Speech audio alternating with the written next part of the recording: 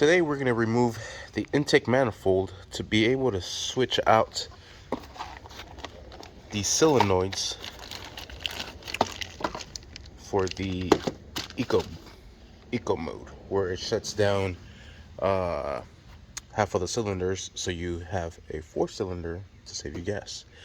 Anyways, I just replaced the main camshaft positioning sensor on this one, and we are still getting the same P000B code. My buddy has a snap-on scanner, and he is saying that it is one of these solenoids. It is on bank 1, and it's the exhaust. I picked these parts up from Dodge directly. The solenoid as the timing solenoid as well, because these engines, anything Fiat, Chrysler, Dodge, Jeep, they are very particular about their parts. They love Mopar, so that's why we have to get OEM parts. Anyways, that camshaft positioning sensor did not fix that P000B, so we're going to replace these. These have a total of 4 of them. We know it is on bank 1. I went to the Dodge dealership and they could not specify which one is the one for the exhaust on bank 1, but they did suggest, since I know it is bank 1, replace both. Each sensor is like 84 to 95 bucks. I was trying to replace just one, but I'll replace the whole bank. Anyways, let's get right to it. First thing we're going to do is remove these covers from here. Second thing we're going to do is disconnect all these pigtails here. The one for the throttle body as well. There is a safety little tab there. Then you press that in and out it is. Next, what we're going to do is remove this intake little tubing here. What we're also going to do is pull this vacuum line out, unpin it from here. Just be careful not to break this plastic. We're going to undo the fuel rail, press in these 2 tabs. You might want to have a rag available because it is going to start to leak some fuel there. There is one sensor that we are going to disconnect. Throw a rag over there, right here. Alright, now we have all these fuel injectors we have to disconnect.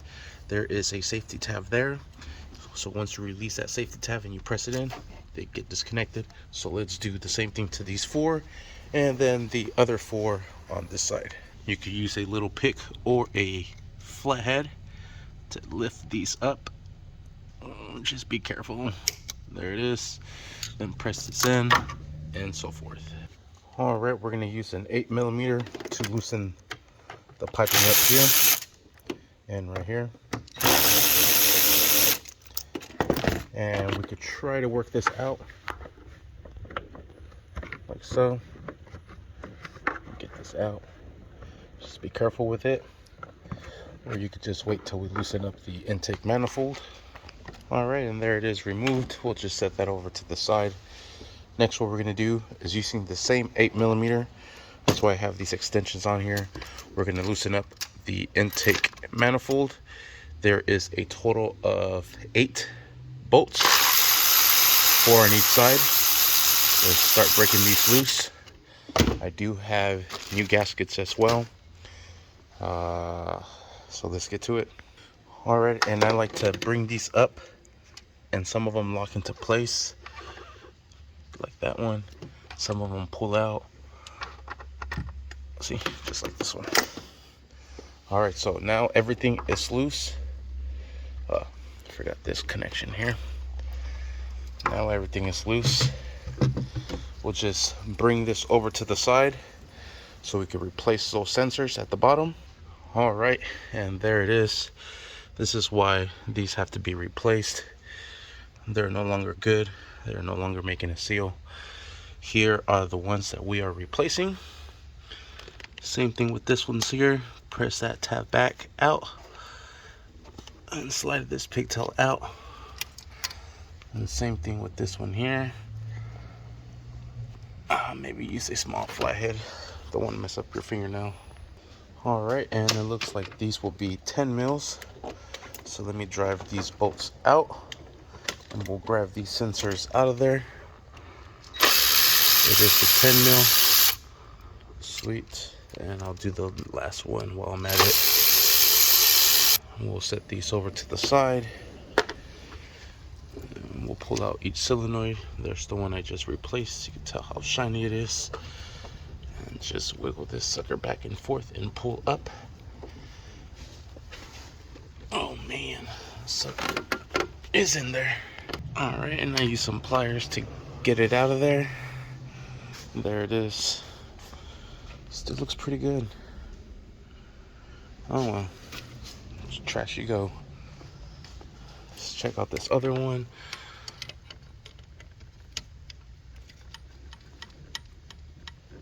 Oh my god. They still look pretty good too. I see a little bit of speckles right there. Well, like I said, here are the replacement part numbers. They are all the same part. So let's slap this suckers into place. First, what I am going to do is I'm going to clean the surface out. I think I found the problem. There's shit in there. How does this one look? Oh, I can't tell. Clean that sucker out. Slow response. That's probably what it was. I don't know, but here are the new ones. Put those suckers into place. Perfect. And the last one, we'll put in the bolts. Perfect.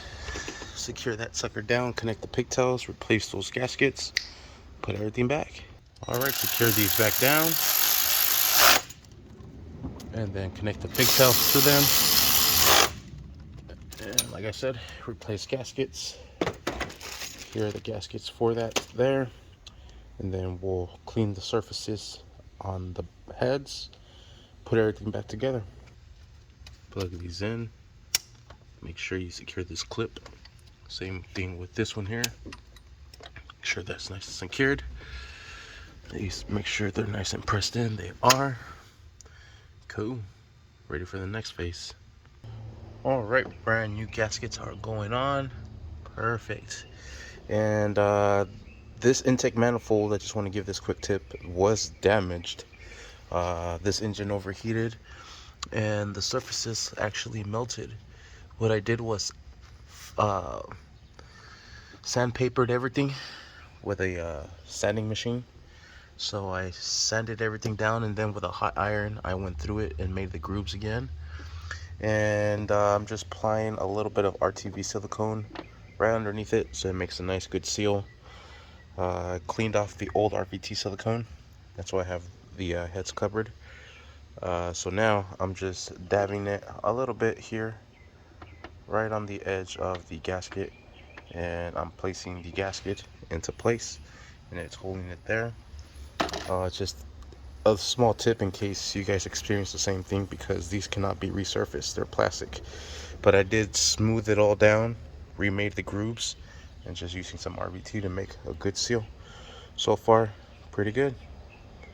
Sweet, let's get to it still. All right, all the gaskets are into place. We'll place it back to its mating surface and secure everything down. All right, while everything is loose, I suggest putting in this here so you don't struggle. Just lift this up a little bit and just work it into place, and just like so. And then we're just gonna line everything up. We'll start hand threading the bolts into place. Make sure they grab. And I like to put at least 4 of them down first before we start threading all the other ones, so we know that everything is aligned correctly. Just take your time, do not force anything. Everything should just flow smoothly. I think I said there was 4 on each side. There's actually a total of 5 of them on each side. So you want to make sure they're all going in there correctly. Like I said, just hand threading them first. Do not use any tools. This should be hand threaded all the way down to the base. You see? Perfect. Alright, now to secure these down, we'll start right in the middle. And we'll go to the other side in the same procedure, right in the middle. And we want to just snug these down, then right next to it, and then the same thing back and forth. We want to go 1, 2, then next to it, just like so, then next to it like that, then back and forth till we reach the last one. So that way everything goes down smoothly and correctly, and we have no gaps or no issues. So just snug them all down, and then we'll go over and secure every single one. And remember, you don't want to over tighten these. These are all plastic. Crazy, right? Sweet. Alright, and then just go over all of them and make sure they're nice and snug. I can still turn them, but they're to that point where like, okay, I think that's enough. You know what I mean? Alright, and while we're at it, let's connect all our sensors back into place. The throttle body, the intake air temperature, and since we're using that same 8mm right now, we'll secure this intake piping here. Just trying to connect the sensor into place, and there it goes, and secure that down. And we want to secure this down as well using the same 8mm. We'll tie this down, and we'll tie the one that's closer to the throttle body. This one here. Alright, let's connect our pipe right here.